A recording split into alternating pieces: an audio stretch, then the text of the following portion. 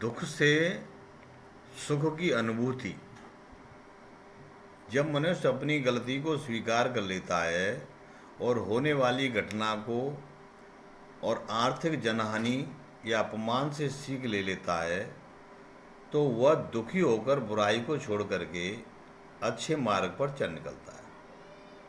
वह व्यक्ति जानता है कि बुराई पर चलना ही दुख को निमंत्रण देना है।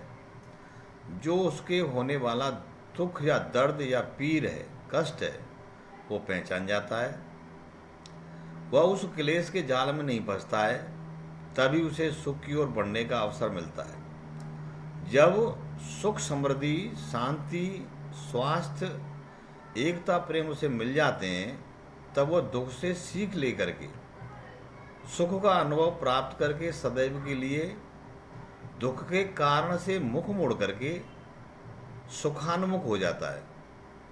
किंतु जिस व्यक्ति को दुखों में भी दुख नजर नहीं आता और एक अंधे बैल के समान उस कलेश के कोलू का चक्कर काटता रहता है, वह चल तो कोस हो जाता है, परंतु उसका विकास ना के बराबर ही रहता है। अर्थात उस कलेश के दायरे से आगे जा ही नहीं सकता है। नशे में धुत इंसान, अनैतिक चलन वाले नारी व पुरुष उस अज्ञान के अंधेरे में बार बार टकराते रहने पर भी उन्हें दरवाज़ा नहीं मिलता है। हजारों ठोकरों खाने पर भी उस अज्ञानी को ज्ञान या का बोध नहीं हो पाता है।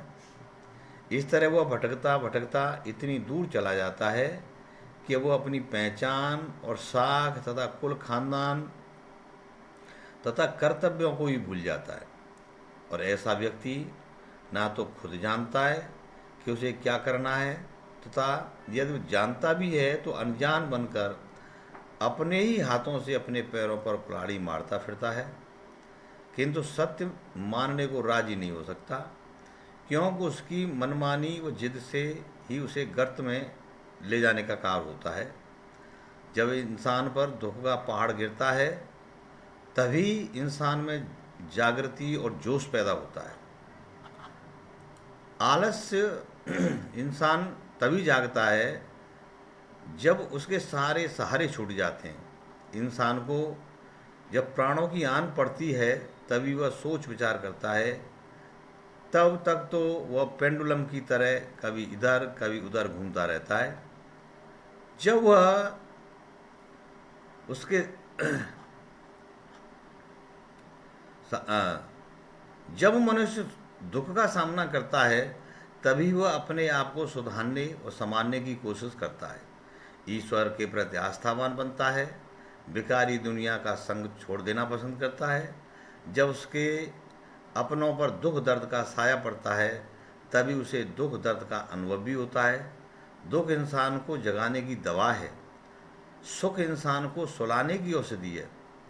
एक में स्मृति का दरवाज़ा खुलता है, परिश्रम का परचम लहराता है, और दूसरे में विस्मृति बंद शुरू हो जाती है और मनुष्य को आलसी और नकारा बना देता है। इस तरह से दुख पाए बिना इंसान सुख का अनुभव नहीं कर सकता है। इसलिए चेतना तभी तक चमकती है जब मनुष्य चेतन हो जाता है।